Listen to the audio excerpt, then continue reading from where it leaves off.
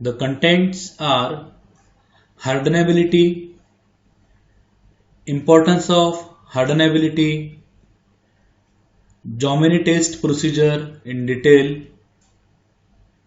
then the explanation about Jomini hardenability curve, hardenability and heat treatment, and the summary. So let's discuss about what is hardenability. Hardenability is the ease with which a steel piece can be hardened by martensitic transformation, or it is the depth of hardening produced under the given conditions of cooling. How the hardenability is evaluated? It is evaluated by determining the minimum cooling rate to transform an austenite steel to a structure that is predominantly or entirely martensitic, or by determining the thickness of the largest steel section that can be converted to such a structure under given conditions of cooling. And what is importance of hardenability? The usual method of purchasing steel is on the basis of chemical composition. This allows a considerable variation in the carbon and alloy content of steel. For example, AISI 4340. AISI means American Iron and Steel Institute, and 4340 is a molybdenum steel, and it has the composition range of 0.38 to 0.43% carbon, 0.60 to 0.80% manganese, 0.20 to 0.35% manganese, 1.65 to 2% nickel, 0.70 to 0.90% chromium, and 0.20 to 0.30% molybdenum. Now let us determine the percent variation of each component, each element within the stated limits. For example, in the case of carbon, the difference between 0.43 and 0.38 is 0.05. If we divide 0.05 by the average between the limits, or 0.40, and express this is as a percentage, it turns out to be 12.5%.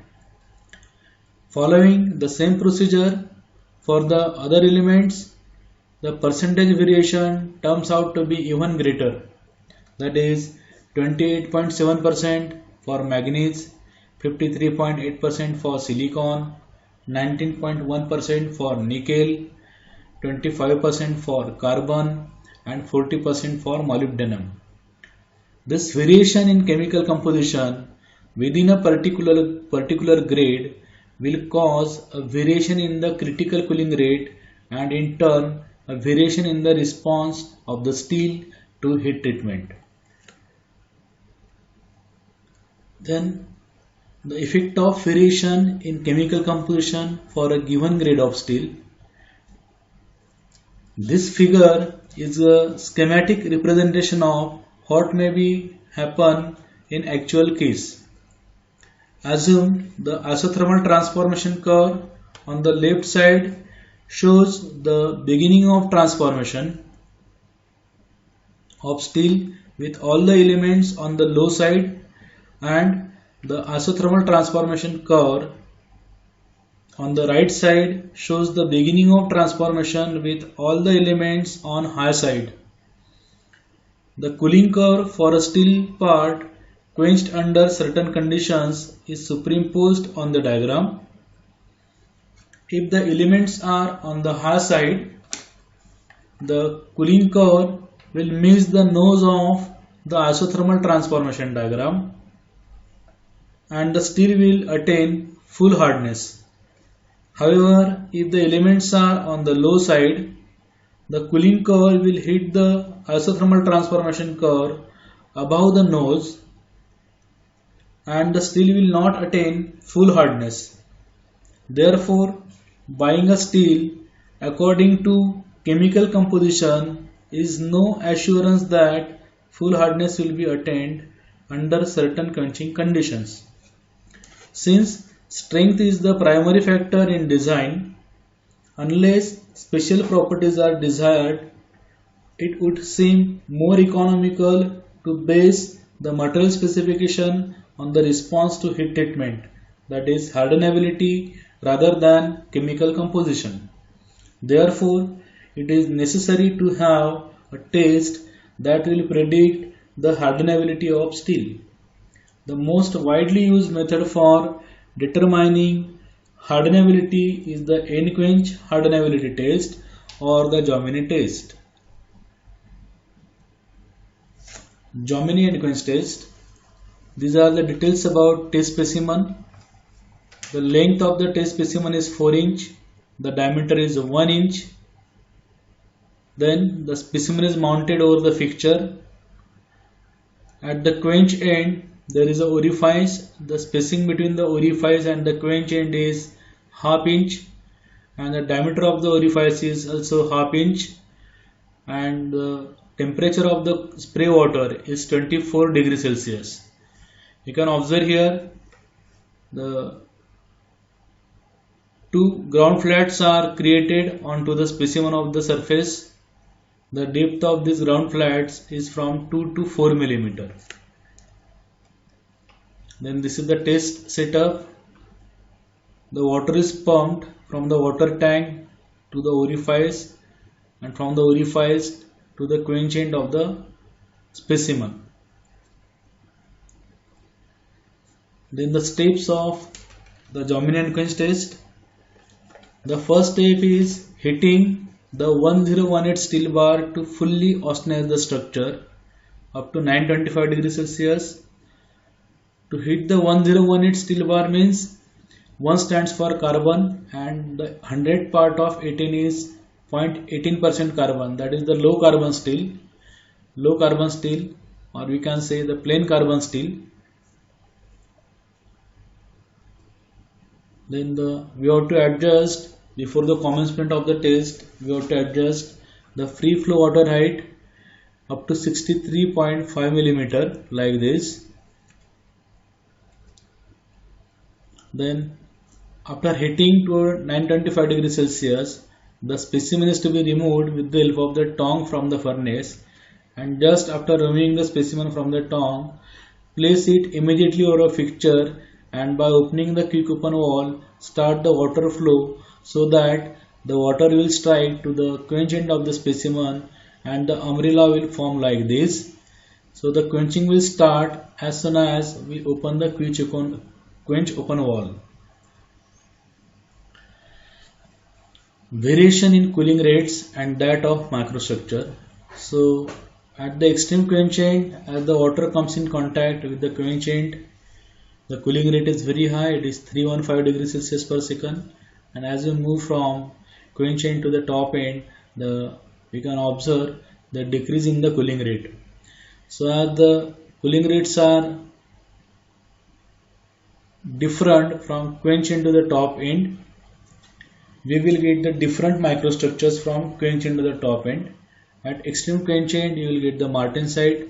After that, at a 10 degrees Celsius per second, we may get the fine perlite, and above that, we will get the coarse perlite. Then quenching, at quenching end, the quenching is to be carried out for 10 minutes. You can observe, because of quenching, the surface of the specimen is becoming dark. Then the third step, after quenching, the scale will form like this on the specimen. So the step is sandblast the bar, clean and grind to flat spots along the length of the bar for hardness testing. Ground to flat surfaces over the specimen of the surface. The depth of these ground flats is from 2 to 4 millimeter. Then the next step is hardness testing. Perform hardness test along the length of the bar on the ground flats. The test should be taken every 1.5 mm for the first 25 mm and from 1.5 to 3 mm thereafter. Then checking hardness on Rockwell hardness testing machine. You can observe the reading at the first point is 31.6 HRC. The meaning of HRC is hardness measured with Rockwell hardness testing machine with C-type scale. In C-type scale, the load is 150 kg and the indenter is diamond type, or we can say the Brill type. Then the hardness test index, after taking the hardness from quench end to the top end, this is how we will get the indentation marks. Then the graph is to be plotted between hardness and the distance from the quench end. You can observe that as the distance from the quench end increases, we can notice the decrease in the value of the hardness. So higher hardness is obtained at the extreme quench end with cooling rate A. So this cooling rate A will bypass the nose of the continuous cooling transformation diagram, and that's why the structure obtained is a Martenset structure. Then the next is cooling rate B. With cooling rate B, we just touch the above the nose of the isothermal transformation diagram, and that's why the structure obtained is Martenset plus perlite. With C cooling rate, we will get a fine perlitic structure. With cooling rate D, you will get the coarse perlite. So we know that the hardness of coarse perlite is 15 RC, hardness of fine perlite is 35 RC, and then hardness of